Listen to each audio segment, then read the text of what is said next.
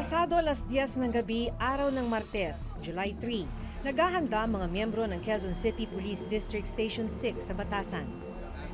Lahat dadalhin dito for documentation. Then gagawa ng spot report. Sasama ang reporter's notebook sa gagawing pagronda ng mga pulis. Ang kanilang misyon, hulihin ang mga lumalabag sa mga ordinansa ng Quezon City. Kabilang sa mga ordinansa ang pagbabawal ng drinking in public, smoking in public places, partial nudity in public at curfew on minors. Tapos presensya mo. Oras yan. Yan ha. Iniisa-isa ng mga otoridad ang bawat eskinitang madaanan. Maya-maya pa may hinahabol na ang mga operatiba. Sa isang madilim na iskinita sa Barangay Holy Spirit, sisitahin dapat ng mga tauhan ng barangay at pulis ang isang nakamotor na lalaki dahil sa umano'y kahina-hinalang kilos. Pero bago pa siya kausapin ng mga pulis, nagtangka na siyang tumakas sakay ng motor. Sa bilis ng motor, sumalubong at bumangga ito sa paparating na barangay patrol. Basag ang windshield ng patrol dahil sa lakas ng pagsalpok ng motor. Pumasok din ang katawan ng lalaki sa loob ng sasakyan. Lasing ka ba? Nasa lubong namin yung motor na kahina-hinala, nagmamadali siya. So nung i-plug down na namin para sisitahin, umiwas siya. Duguan ng lalaki na kinilalang si Elmer Madelia, 39 na taong gulang.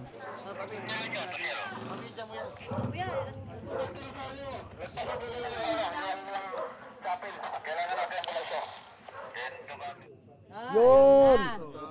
Lagay mo dyan. Bali nung sinecure po muna namin siya para kung maayos siya. Tapos binuksan po namin yung niya na allegedly siya po yung nakita natin. Meron madami siyang pera, nakita naman natin doon yung pera na may tigwa 100. Bali yun yung nakita natin doon sa laman ng wallet niya. Hindi po akin yan. Ano hindi sa'yo yan? Inakuha nga yan sa'yo. Wala po akong bag. Kitang-kita nakasukbit yung bag mo. Labas ka muna, boy. Kaya mo naman Matapos dalhin sa ospital para gamutin, sa QCPD Station 6 naman, ididitine ang suspect.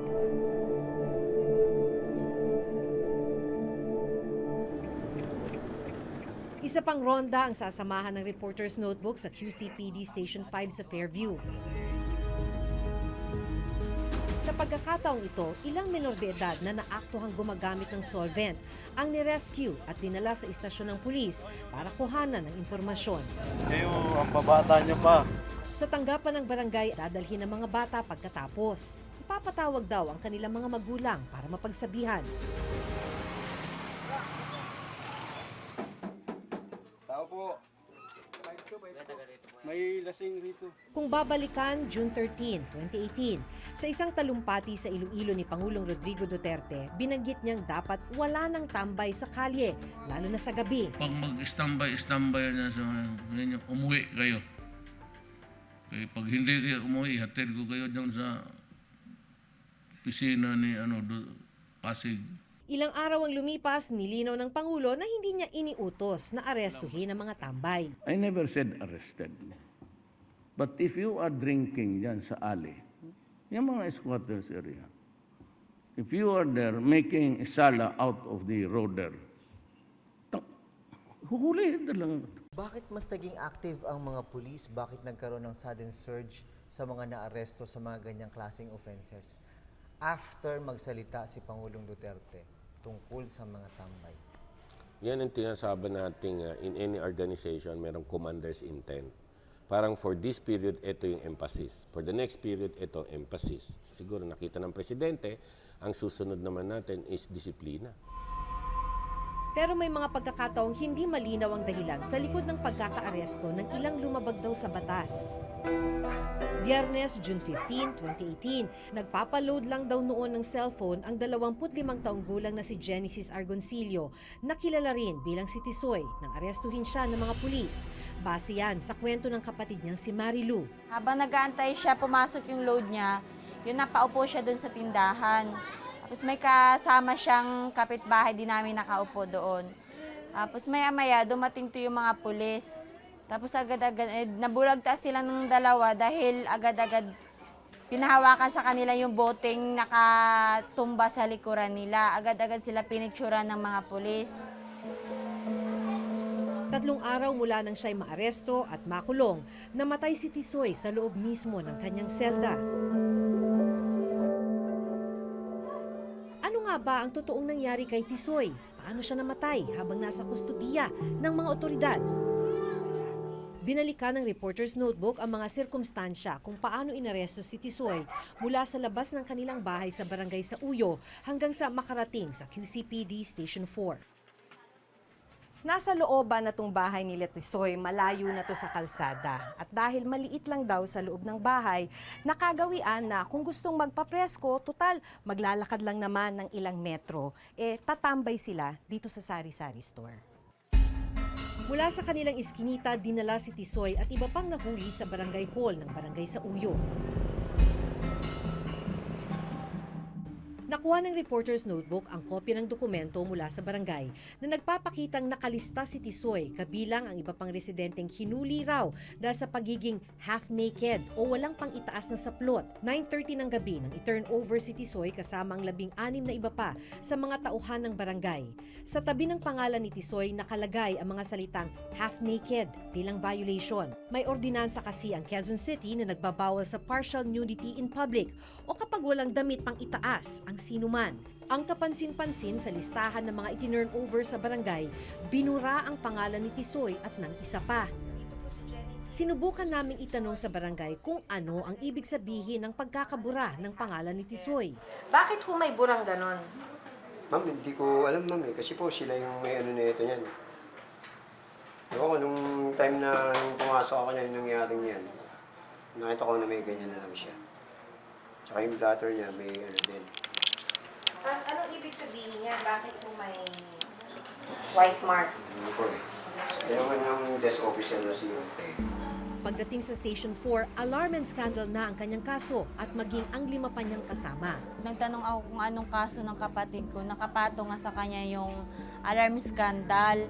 Kaya doon na nga ako nagtaka bakit alarm scandal, yung umpisa pa lang, yung ano ng kapatid ko ay walang damit pang itaas lang. Kaya sabi nga nila ng mga pulis na yun, nung umaresto dito sa kapatid ko, hanggang barangay lang daw talaga kasi ang pangaralan daw nila kung anong dapat. At sa halip na round up, ayon sa hepe ng QCPD, rumesponde lamang daw ang tauhan ng Station 4 sa tawag ng isang nagrereklamo tungkol kay Tisoy. It was alarm and scandal. Ngayon may allegation na sinasabi sa HR na yung kasama ko kanina na hindi raw na-aresto sa alarm and scandal, nakahubad, pinahawak ng bote. Sir, pwede ko bang makuha yung nagsabi niya na statement, nakuhanan niyo ba na statement so that we can complete our investigation? We are open. We're not hiding anything. We are even, sabi ko nga sa kanya kanina, sir, kung makakatulong yan, ibigay mo sa amin kasi sa ngayon na nag-iimbestiga na yung aming IMIS ng NAPOLCOM. NAPOLCOM na. So kami, parallel investigation na lang, nagsusupport kami doon lahat ng makuha pa naming ebidensya doon sa administratibo at saka sa criminal aspect nitong kaso na to. Sabado, June 16, 2018, pagkatapos ng inquest proceeding o ang investigasyon ng prosecutor kung may basihan ang kaso laban kay Tisoy, tuluyan siyang kinulong sa seldang ito. At 3 araw matapos siyang arestuhin, June 19, natagpo ang patay si Tisoy sa loob ng selda. Yun po ang kadahilan doon ay yung loss of breath because talagang congested yung mga detention cell. Dr. Fabon further certified that there were no signs of external injuries. Ang mga larawang ito ay kuha ng pamilya ni Tisoy nung nasa morgue pa ang kanyang katawan. Kitang-kita ang mga pasa sa dibdib, braso at mga kamay ni Tisoy. Yun, marami na siya mga sugat, tapos dumudugo yung tenga niya, yung dito yan nagbabayulit na, marami siyang mga pasa-pasa, marami siya mga sugat-sugat na, lumalabas na yung mga sugat niya. Nang mamatay si Tisoy, lumabas sa spot report ng pulisya na sinasabing nahirapan itong huminga at walang external injury na nakita sa kanyang katawan nang ito'y suriin. Pero sa sumunod na report mula pa rin sa pulisya, nakalagay na rito na sa kanyang death certificate, multiple blunt force sa iba't ibang bahagi ng kanyang katawan ang sanhi ng kanyang pagkamatay. Hindi ba dapat, sir, kung bago nyo sinabi yun, yung official line nyo na yun, na nahirapan sa paghinga, na-check muna, na-double check, Actually, na-validate, na-revalidate? Na-check namin eh. Tinanong ko yung station commander eh. Binigyan ako ng report eh. Yun ang sinasabi niya eh. It turned out, nung dumating na yung death certificate, meron parang laman yung sinasabi. So clearly, you were fed the wrong information. That's why he is relieved. That's why he is being investigated administratively to determine the level of his culpability in all of this. Nirelieve na sa pwesto sina QCPD Station 4 Commander Superintendent Carlito Grualdo, Duty Officer Oliver de la Cruz, SPO3 Ronald Nanyola, SPO4 Valerio Perez at PO3 Dennis Sanyo. Relieve din ang mga tauhan ng Police Community Precinct 3 na sila Police Senior Inspector Cyril Dagusen, hepe ng PCP3 at tatlo niyang tauhan na sina PO1 Roel Tubat, PO1 Paulo Lopez Jr. at PO1 Paul Hector Calderon. Pinuntahan namin ang QCPD Station 4 kung saan ikinulong si Tisoy. Ayon sa detainee na nakausap namin, paikot-ikot at hindi raw mapakali si Tisoy nung gabi ng June 18. Nandito ka nun? Nabugbog ba? Opo, wala na po rito eh. Ha? Wala na po natin. Bakit daw binugbog si Tisoy? Ano po, nag-aamok din po siya. Ibig sabihin, siya yung nagsisimula. Nakwento rin ng isa pang detainee kung paanong nahirapan huminga si Tisoy hanggang sa ilabas siya ng selda at dalhin sa ospital. Bakit siya kailangan punasan? Kasi Para yung pawis, tapos Oo. yung init ba? Kasi kung puno na po kami, 130 po kami. Kaya sabi ko, pepeyan nyo, luwagan nyo, huwag yung ituluban lang gano'n, baka mainitan. Pero magano siya. gumaganon. Parang hirap huminga. Oo. Pagdating ng mga alas 5, napitawala kami ng matigas siya. Matigas na. Napansin namin ang isang CCTV camera na nakatutok sa loob ng selda. Mapapabilisan ng investigasyon ng kaso kung makikita ang video ng selda noong gabing namatay si Tisoy. Pero ang kaisa-isang CCTV sa selda hindi raw gumagana nung oras na yon. Yung CCTV bago na. Opo, pero pinapagawa pa natin yung kanyang mga wire para mag-function ng maigi. So hanggang ngayon, sir, wala pang CCTV? Wala pa po. Not inside the Ng jail, selda? Wala pa, po. sir. Yung hallway po, meron ng CCTV. Ang pabago-bago at hindi pagkakatugma ng mga impormasyon sa pagkakahuli at pagkamatay ni Tisoy ang naging dahilan ng pagdududa ng kanyang pamilya kung ano nga ba talaga ang nangyari kay Tisoy. Ini-investigate pa namin yung kaso ni Tisoy. Kaya lang yung mga bagay na tinitignan namin, una ay ano ba yung basehan sa pag-aresto sa kanya. Pangalawa, tama ba yung kaso na isinampa sa kanya at ito ba ay totoo. Pang-apat, tinitingnan natin kung consistent nga ba yung report ng ating mga kapulisan. We want to find out whether it was really alarms or scandal at talagang totoo ba iyon. Panglima, gusto nating malaman kung consistent ba ito dun sa testimonya ng mga taong nakuhanan namin ng salaysay. Ikaw yung kausap namin na hinihingan kayo ng 50 mil. Ito yung actual entrapment operation sa 3 pulis Maynila na nagpanggap ng mga miyembro ng Philippine Drug Enforcement Agency na di umano'y nangikil sa ilang mga inaresto nila.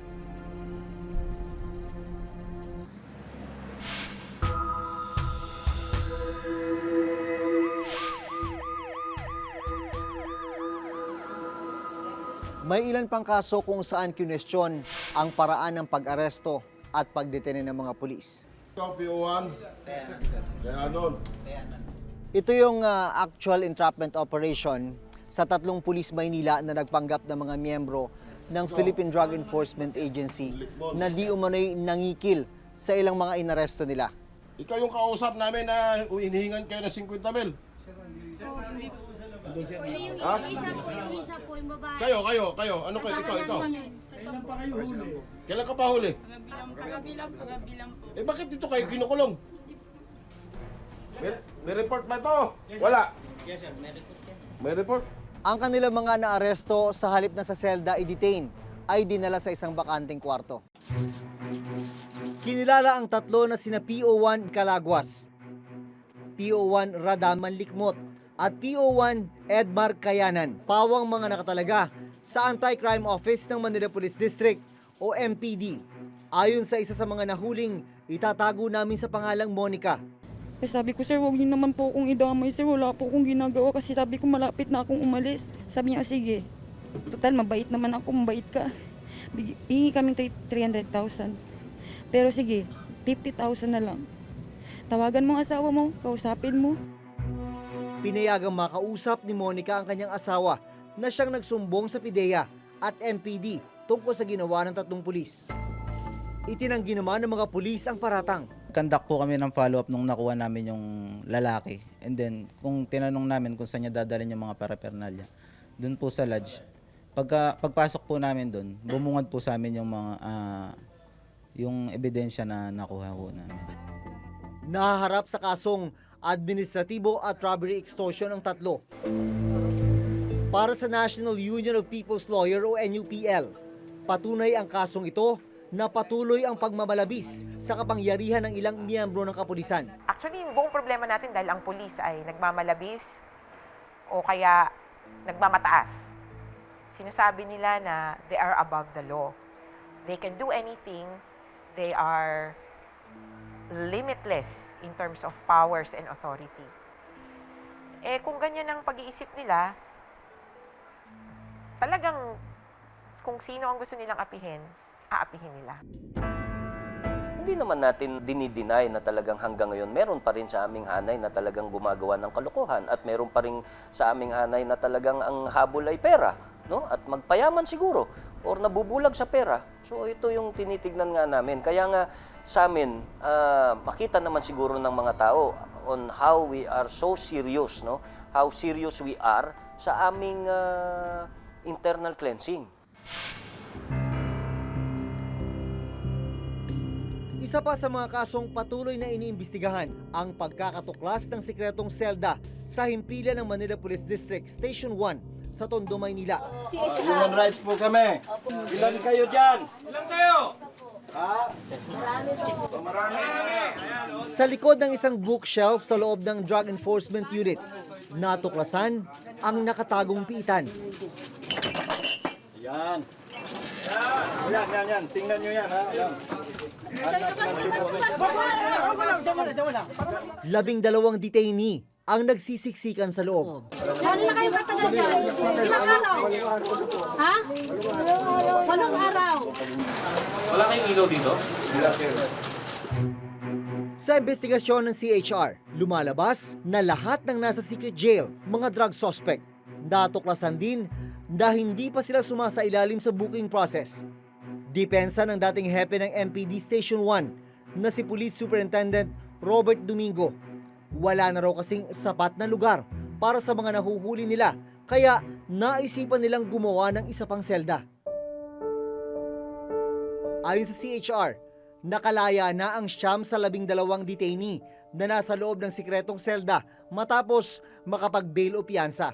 3 ang tuluyang nakulong sa Manila City Jail, pero napag-alaman din namin sa CHR na namatay ang isa sa kanila sa loob ng City Jail dahil sa pneumonia at severe malnutrition.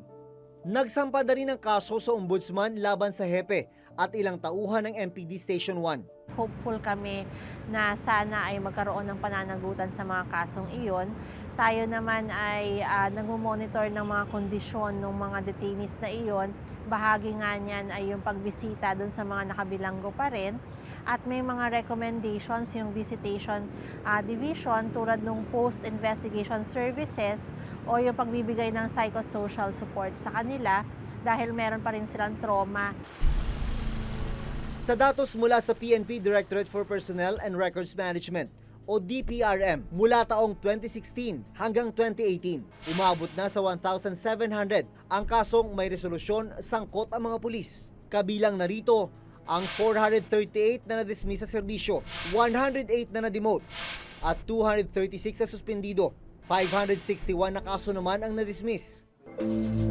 Hindi kami kailanman nagpabaya or tinolerate kailanman yung aming mga tauhan. Kahit naman bastos lang yan, no?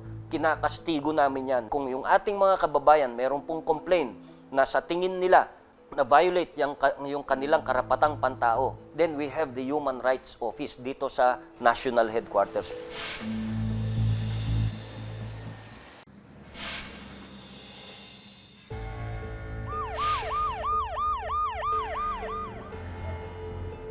Tungkulin ng pulis na arestuhin at ikulong ang mga lumalabag sa batas.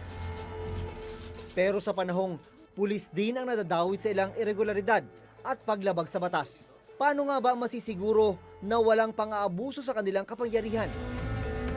Hanggang sa susunod na Huwebes, ako si Maki Pulido. Ako si Jun Veneracion at ito nakatala sa aming Reporter's Reporter's Notebook. Notebook.